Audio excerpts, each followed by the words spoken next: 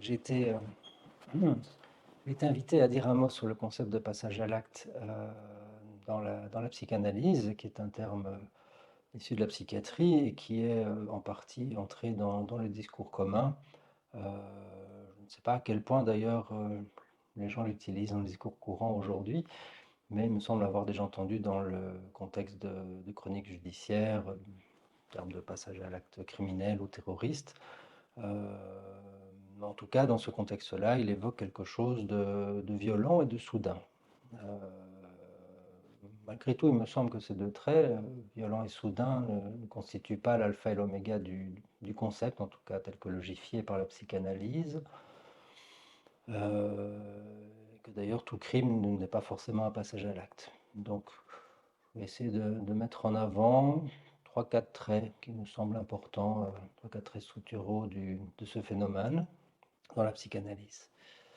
Euh, la première chose que j'aimerais évoquer quand même, c'est le caractère souvent énigmatique du phénomène du passage à l'acte.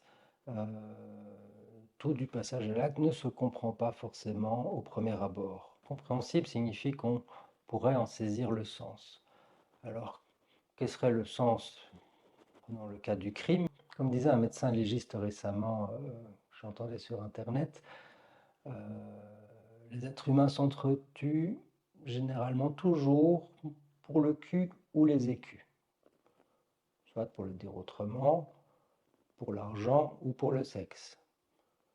C'est intégrer le crime du côté de l'utilitarisme, de l'intérêt pour la personne ou pour les autres. C'est ce qui fait que quand il y a un acte violent qui est commis, on se pose toujours la question du motif de cet acte, des motivations de l'auteur de l'acte. C'est d'ailleurs la question posée basiquement aux experts psychiatres qui font les évaluations psychiatriques dans les cas de justice, pour voir si la personne est à même ou pas de répondre de son acte.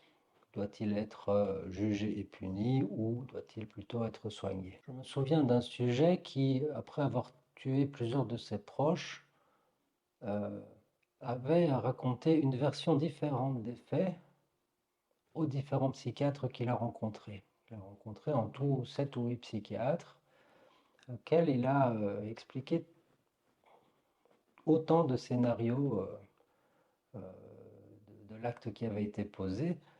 Un des psychiatres avait d'ailleurs posé le diagnostic de pervers narcissique, manipulateur. Il nous arnaque à raconter n'importe quoi. Pour avoir rencontré ce jeune homme, je me suis rendu compte que non seulement il continuait à raconter des versions différentes, si c'est un manipulateur, ce n'est pas un manipulateur de grande qualité, mais surtout qu'il a fini par dire qu'il attendait avec une certaine impatience le procès pour qu'on lui dise enfin ce qui s'est réellement passé. Donc la question qu'il posait là pour le procès indique bien à quel point le passage à l'acte est déconnecté de la chaîne de pensée qui aurait pu le déterminer et sortait de toute rationalité pour lui. C'est dire que cette dimension énigmatique existe également pour le sujet lui-même. Un second trait important dans le concept de passage à l'acte, c'est la dimension de sortie de scène. C'est l'occasion de rappeler que toute violence n'est pas forcément un passage à l'acte. Si vous prenez l'exemple de la boxe, euh, c'est une violence qui s'exerce dans un cadre symbolique très particulier, délimité fortement par un carré dans le cadre d'un ring ou d'un octogone ou que sais-je, et limité par toute une série de règlements. Tous les coups ne sont pas permis. Règlement qui implique toute une série d'empêchements, on ne peut pas tout faire.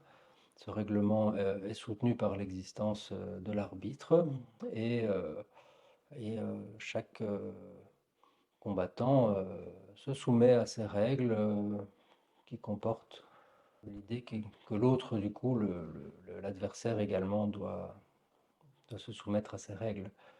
D'ailleurs, moi-même, étant petit, lors des batailles qu'il pouvait y avoir dans la cour de récré, je me souviens très bien que il y avait toute une série de choses qui n'étaient pas permises. Par exemple, certaines parties du corps ne pouvaient pas être frappées. Le tout sous le regard de la foule qui faisait certainement intégralement partie de la scène.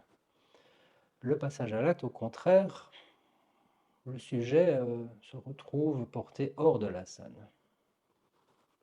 sociale comme de la scène psychique d'ailleurs. C'est-à-dire que le passage à l'acte implique un franchissement du cadre symbolique et qu'une jouissance y est impliquée. À ce propos, je pensais à une patiente rencontrée en centre psychiatrique euh, et qui présentait trois formes de sortie de scène. Il se fait que quand elle se trouvait dans certaines situations très particulières, soit une relation un petit peu trop érotisée, soit une situation plutôt de laisser tomber, euh, pouvaient se manifester trois choses différentes. La première, c'est soit un coup dont elle ne pouvait rien dire, comme si son bras frappait. Elle dit, j'ai mon poing qui part. Soit la survenue d'une crise d'épilepsie qui la faisait tomber au sol inerte, soit sauter par la fenêtre. Trois dimensions qui la font sortir de la scène.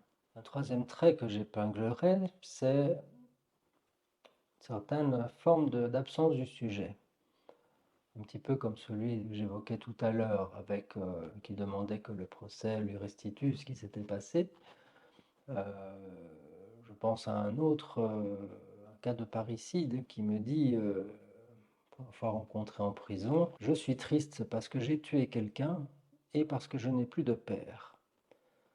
Cet énoncé n'est pas faux, mais sonne quand même de manière un petit peu curieuse du fait qu'il y a une sorte de disjonction entre l'acte commis, les coups de marteau, dans ce cas-là, et les conséquences, le fait que le père est mort. C'est un sujet pour lequel il était impossible de faire le lien entre son acte et ses conséquences. D'ailleurs, il était lui-même soumis à une sorte de force irrépressible qu'il évoquait sous forme de on. On m'a poussé à, on m'a fait comprendre que je devais acheter ce marteau, on m'a fait comprendre que je devais aller dans cette direction-là. C'était vraiment là, le jeu était tout à fait aboli. C'est vraiment dans un après-coup qu'il a pu commencer à se poser des questions, à se dire, mais est-ce que je n'aurais pas mieux fait de boire de l'alcool plutôt que d'écouter les signes? Est-ce que je n'aurais pas mieux fait d'acheter un petit couteau plutôt qu'un marteau? Ça aurait été peut-être moins grave. Est-ce que je n'aurais pas mieux fait de jouer le débile et de ne pas comprendre les signes qu'on m'envoyait? Là, on voit le sujet à l'œuvre, qui essaye de trouver une alternative à ce qui s'est présenté comme force irrépressible. Bon, pour le coup, dans un après-coup, à noter que ce sujet, avant de passer à l'acte, avait laissé entendre à des amis, à des prêtres, qu'il commençait à avoir des gens, il ne sait pas qui lui envoient des signes, et il ne savait pas quoi faire avec ça. D'où l'importance d'avoir une idée de ce qui peut se réaliser dans le passage à l'acte pour entendre ces petits signes avant-coureurs, qu'il y a quelque chose qui se décroche pour le sujet. Un dernier trait que j'aimerais évoquer, ce sera à partir du concept de Cacon, du psychiatre Guiraud, Cacon qu'on pourrait euh, définir comme la chose mauvaise à extraire du monde, concept qui a été repris par Jean-Claude Malval dans son fameux texte sur les crimes immotivés, euh, où on voit comment il déplie ce concept pour définir cette chose mauvaise à extraire du monde comme étant l'être même du sujet. L'être même du sujet que le passage à l'acte vise à extraire, soit classiquement dans la paranoïa, c'est le sujet tue soi-même via l'autre, le cacon attribué à l'autre, soit dans le cas plutôt inverse de la mélancolie, le sujet vise à porter atteinte à l'autre en lui, au cacon en lui. Comme Lacan disait pour le cas des sœurs Papin, elles ne donnent aux juges aucun motif de leur acte, c'est leur détresse même qu'elles visent en touchant l'autre. C'est elle-même qu'elles frappent. C'est dire que le passage à l'acte est une tentative de solution dans les moments extrêmes où le sujet a à se séparer d'un autre insupportable. C'est dire que le passage à l'acte peut être une tentative de se séparer d'un autre là où la séparation symbolique n'a pas opéré. Et donc, dans ce sens-là, c'est une forme de tentative de solution. Alors, ça peut sembler paradoxal, effectivement, parler de l'absence de sujet. mais l'éthique analytique implique de supposer qu'un sujet est à l'œuvre, qu'il y a là une forme de réponse et que lorsque une force irrépressible a eu lieu, et, on peut aider un sujet à retrouver la logique qui a été à l'œuvre pour les aider à trouver une alternative qui passera plutôt par une parole.